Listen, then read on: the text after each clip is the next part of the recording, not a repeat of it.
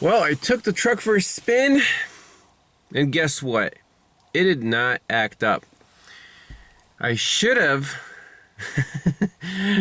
followed standard operating procedure, and for intermittent problems, that means don't touch anything until you hook up your equipment. Swapping those coils around, was that the problem, or did we fix it? Now we don't know. We're wasting time. So that's the lesson here. Don't touch anything. So I'm going to take this sucker up the mountain because that's where it acted up the first time before any repairs were done. Right now it's running smooth. There is a problem with the cooling fan. The hydraulic clutch is stuck on, so it just always makes a lot of noise, and it feels like it's kind of lacking power because it has to force all the air through the radiator. But it's not misfiring, so we'll try to get it to act up. If it makes it up the mountain and back with no misfires, then we're just gonna have to say, hey, those coils, there might have been a little oil on the boot, and it was like a secondary misfire, but you can't charge the customer because we didn't prove anything. We can say, hey, if you drive it for a week and it doesn't hiccup at all, you can pay me for the follow-up. But in cases like this, you kind of have to let it go for a while, give it back to the customer, let him drive it, tell him to get a new fan clutch, and then go from there. So let's go up the mountain and see how it does. All right, here we go. We're starting up the grade. It's about 1,000 feet to the top.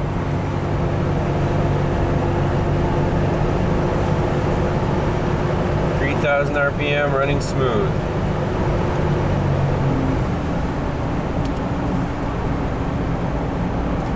So no snow this year. Kind of disappointing for the skiers. But there's just enough to cause ice on the fire road, so mountain biking is kind of, also out, and it's kind of a bummer. A wet, mild winter this year.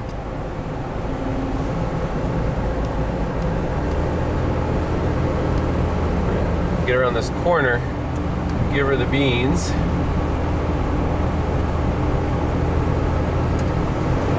Put it to the floor.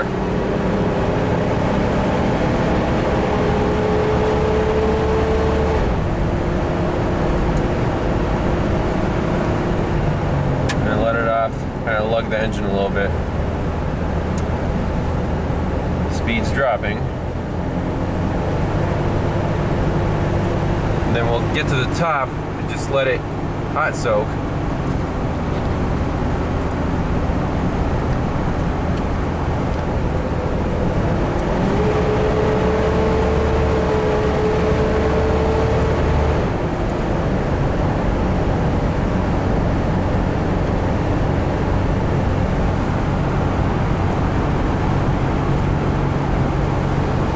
There's always a little bit more snow up here top of the ridge,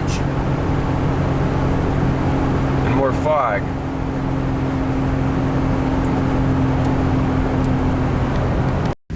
Alright, we're parked at the Overlook. I'm going to let it sit for a few minutes.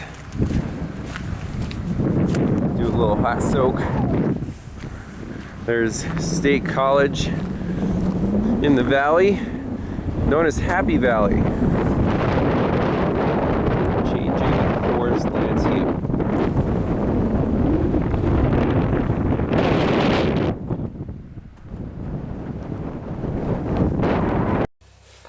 All right, let's start her up.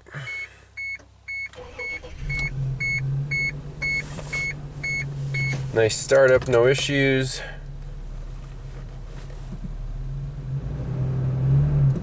It runs super smooth. I don't know, I might have to call it fixed. I got it to happen. It's flashing.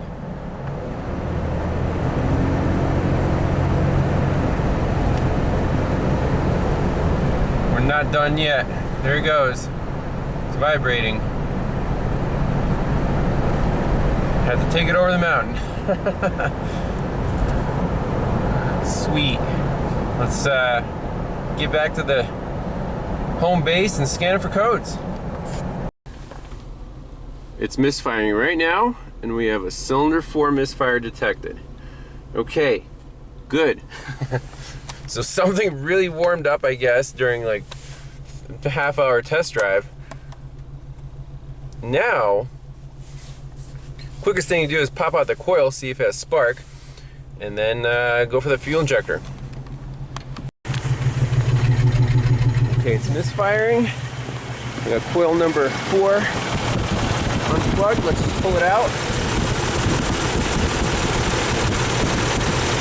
No spark.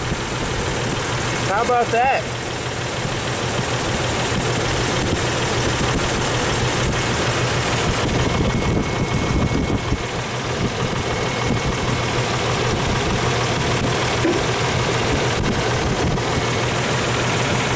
Huh. That's pretty cool. So here's an easily accessible coil. We pull it out. You can hear the spark jump. This guy got nothing. Put a spark tester in there. So we have to focus on this ignition system. So I was wrong, it's not the injectors, but hey, we got it to act up. Put a spark tester in the coil, and it looks like we have a spark now. Put that coil back in. Something might have cooled down, and see if it runs smooth again. Alright, coils pop back in.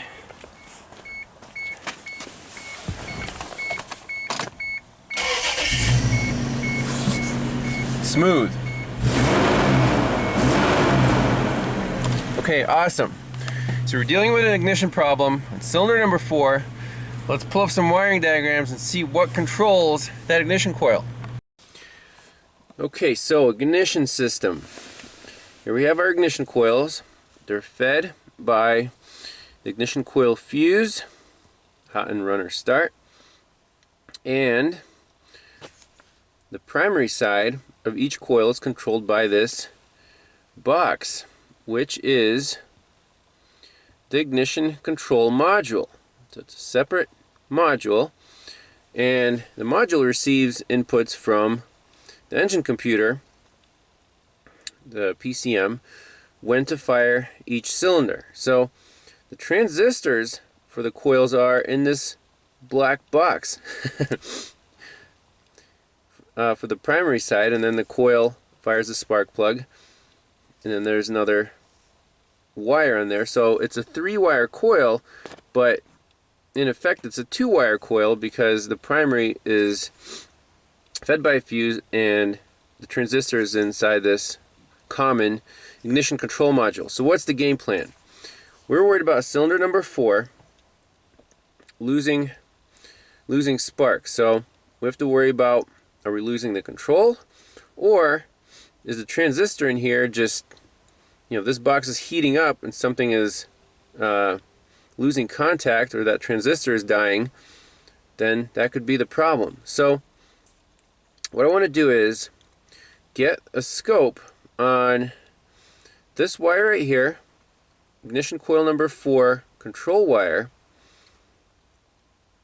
and also on this red and white low voltage control wire from the PCM to the ICM. So that's 2 channels, and then we can grab a current ramp. You know, we can grab a few of these wires together in the clamp just to see what a known good looks like and what is dropping out. So we don't suspect a coil problem because we swapped the coils around and we still have a problem on cylinder number 4. On this voltage trace, when the coil is not energized, it should be, what should it be? It should be 12 volts because it's being fed by a fuse. This voltage is looking for a path to ground. As long as we're not turning on this transistor, everything is at 12 volts. When the transistor turns on, we'll drop to 0, and when it releases, there should be a nice spike. We'll see the primary oscillations on there. So let's hook up the scope to this module, and hopefully it'll act up again, nice and warm now, because it was a pain in the butt to get it to act up the first time. Alright, here's our scope hookup. Amp clamp is around all 6 coil control wires. They're all in one connector, cylinders 1 through 6. So the current is going to the ignition control module. Amp clamp is facing this way. And then 2 channels here. The first one is the cylinder number 4 control wire, meaning from the computer to the ICM, skinny wire, red and white. And I put the piercing probe on the ignition module control side because we want to test, make sure these connectors are good too. So get as close to the box as you can. Second channel is on cylinder number 4 coil primary control wire. It's a red or a green and yellow, I guess, the 4th wire in.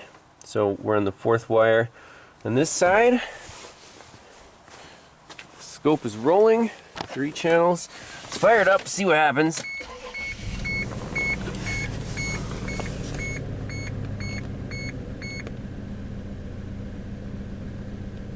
I think it's misfiring right now.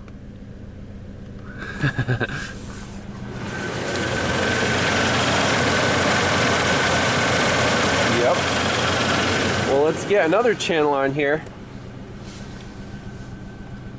on another control wire, to see what a known good wire looks like. But we can already see that we're at battery voltage. So this coil is good, the connectors are good. This module is not turning on the coil when the computer tells it. That's it. We need a new ignition control module.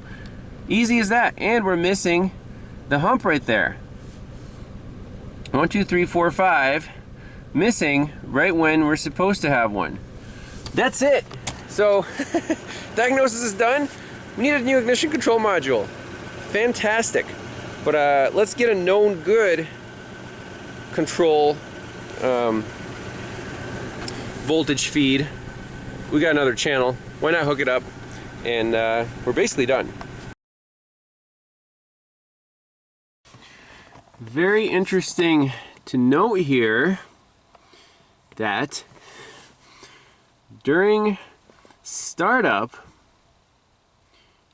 it looks like we had all the ramps. However, the control wire on number 4 did not drop at all. So I'm thinking during startup, this thing does like a waste spark system, because look at this. These ramps right here are twice as high as they normally are once the engine actually starts up. So you might think, hey, we should have number 4 coil control here, but no, this coil current ramp is only half the height of the other ones. So during initial crank and startup, it fires those plugs like a waste spark system, so 2 firing events on the companion cylinders per command. You can see these 2 are at 12.5 amps, and this one's only at 6 amps. So we're still missing the number 4 control. Pretty awesome. Let's roll the scope again and turn on channel 4, 50 volt, and I have that one connected to cylinder number 6 control. So let's start up.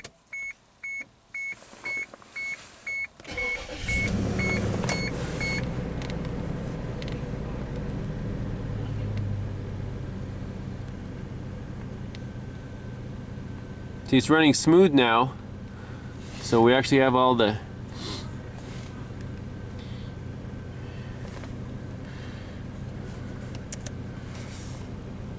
number 4 coil is being controlled, so we don't need to mess with the other channel.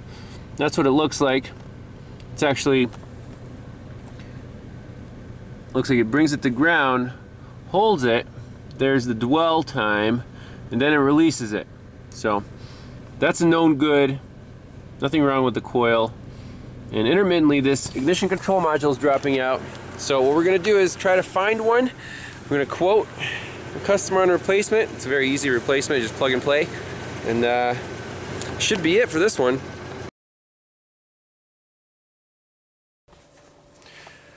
All right, so it's been a few days and I sourced a new ignition control module for this 97 Passport.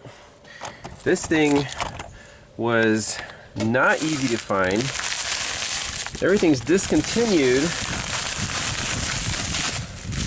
Luckily, we have things like eBay, and this is probably the last available module in the universe for this thing. It says General Motors on it. It has 3 plugs, so it looks different than the one that's on there right now. So that one is probably an aftermarket one, so it's been replaced before. And hopefully this one will work. Now, since they're so hard to find, I advise the owner to keep that one because that one still has 5 good drivers in it. Number 4 is going out, but you know, this thing's easy to replace but hard to obtain.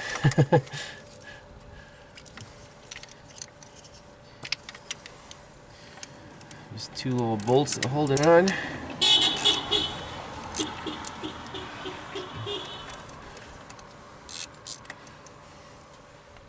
Maybe it was a YouTube fan honking, huh?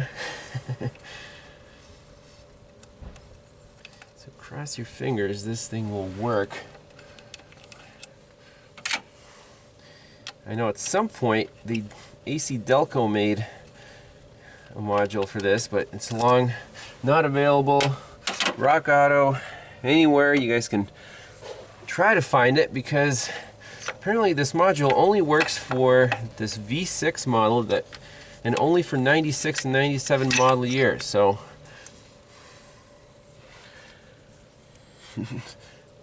that explains why it was so difficult to find. Now, how does this thing go? Like this or like this? Let's see if the wiring connectors can reach. I'm guessing this one will go back here. So maybe like so. That should reach. Alright, let me install it and we'll fire it up. Here it is, installed. The wires seem to reach okay.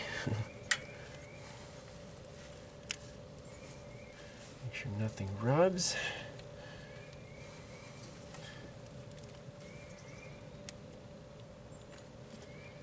Alright. Let's plug in the scanner, clear the codes, take this thing for a test drive. Cross your fingers. Alright, let's jump right into our codes menu.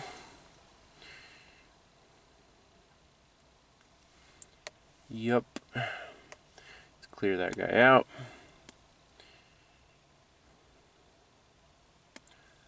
Okay. Always double check that the clear codes worked. This looks good.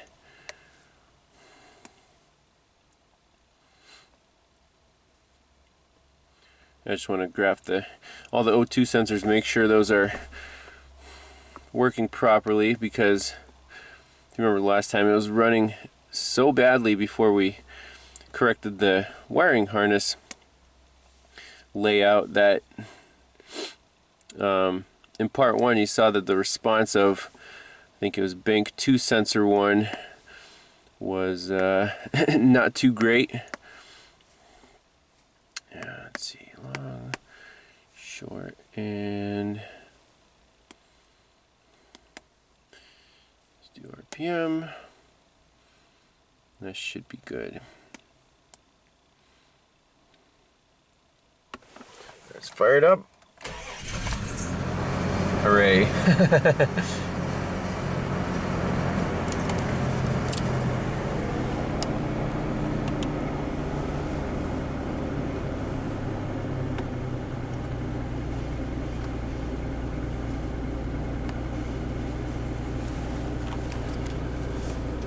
So bank 1 sensor 1 and bank 2 sensor 1 should start oscillating as soon as we go into closed loop here. But let's drive it and see how she runs. Well, it's running perfect. Nice sunny day. Life is good in the Rodeo. Or the Passport, sorry. Honda. Oxygen sensors are looking fantastic. Good switch rate. Good power. Fuel trims are less than 5%. So as long as this ignition control module holds up, things should be in good shape. I think that's about it for this one. All he needs now is a fan clutch and an oil change. That was an awesome case study. Thanks everyone for watching, and we'll see you next time. Bye-bye. Alright, just a little bonus footage here. I got the amp clamp on the coil control wires. I want to see what the amperage is with the new ignition control module, if it's any different than with the aftermarket one. Fires right up.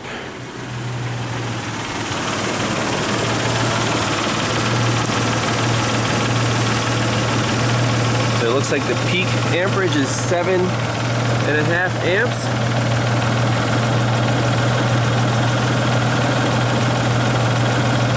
And it has the same current control. You know, it clips it at 7.5, dwells it, lets it go, and on startup, you can see the waste spark strategy here,